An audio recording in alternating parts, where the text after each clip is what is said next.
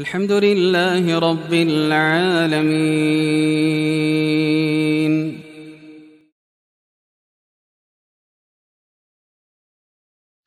Bismillahirrahmanirrahim. Assalamualaikum warahmatullahi wabarakatuh.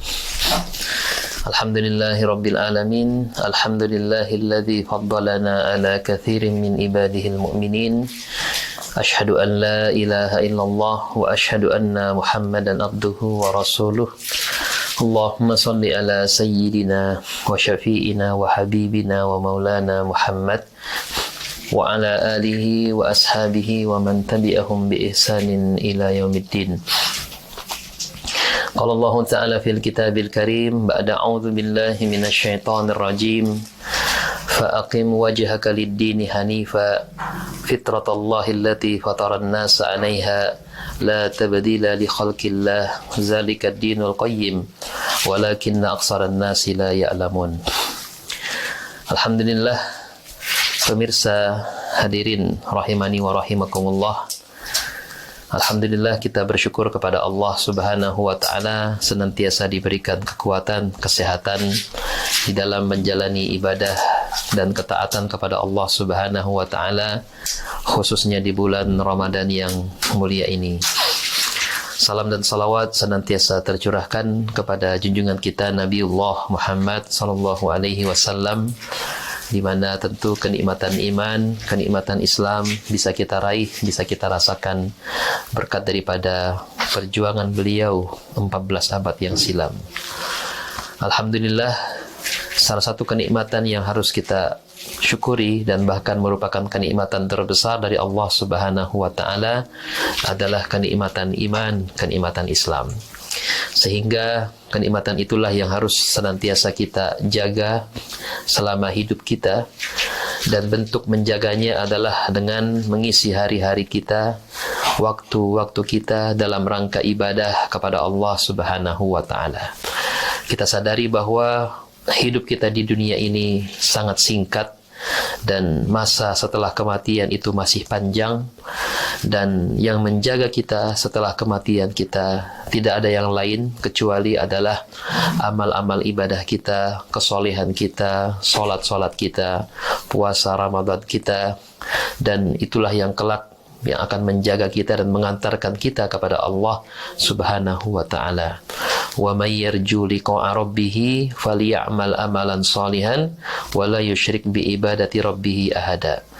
Mau tidak mau bahwa amal solehlah yang akan mengantarkan kelak kita kepada Allah Subhanahu wa taala. Alhamdulillah, pemirsa rahimani wa rahimakumullah, kita berada dalam suasana bulan Ramadan.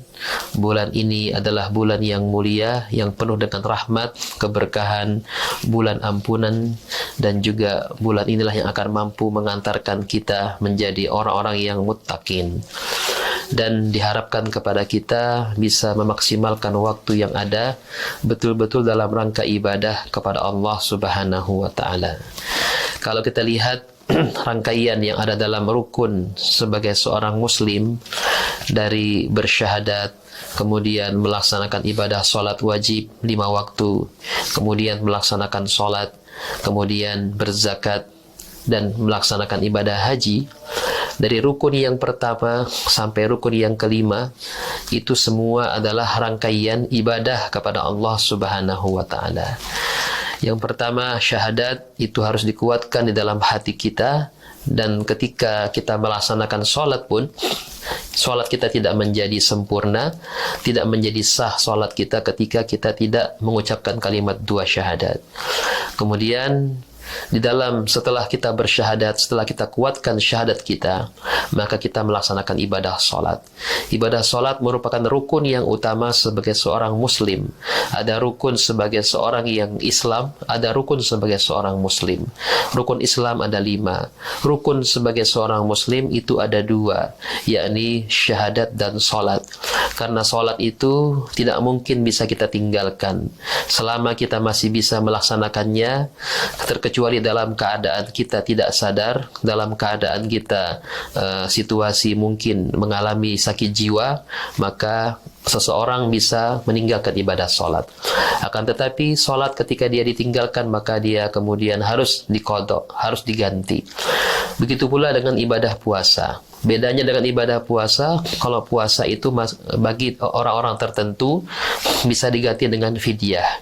Akan tetapi bagi orang yang mampu, maka puasa itu wajib. Begitu pula dengan zakat. Ada orang yang tidak mampu membayar zakat, maka dia bisa mendapatkan keringanan untuk tidak membayar zakat. Apalagi dengan ibadah haji. Bagi yang mampu, maka dia bisa melaksanakannya. Bagi yang tidak mampu, dia bisa untuk tidak melaksanakan ibadah haji. Menggambarkan betapa bahwa sholat itu adalah hal yang penting di dalam rangkaian daripada rukun Islam kita itu. Kemudian setelah sholat kita perkuat, maka diperintahkan untuk melaksanakan ibadah puasa. Puasa juga adalah ibadah. Bedanya dengan sholat, dengan zakat, dengan haji, maka puasa ini adalah ibadah yang tidak kelihatan. Sholat bisa disaksikan oleh orang, zakat bisa disaksikan oleh orang yang menerima zakat kita, apalagi ibadah haji. Maka kemudian ibadah puasa itu betul-betul murni ibadah yang hanya kita dan Allah saja yang tahu. Ibadah yang betul-betul bersifat ruhaniyah. Ibadah yang kata Allah Subhanahu wa ta'ala, ibadah puasa itu milikku dan aku yang akan langsung sendiri membalasnya. Sehingga ibadah puasa ini adalah ibadah ruhaniyah, ibadah yang bersifat private, yang bersifat individual kita kepada Allah Subhanahu wa ta'ala. Dari rangkaian ibadah itu, ya, dari sholat sampai kepada haji, itu adalah rukun yang utama sebagai seorang muslim, seorang yang mengaku beragama Islam.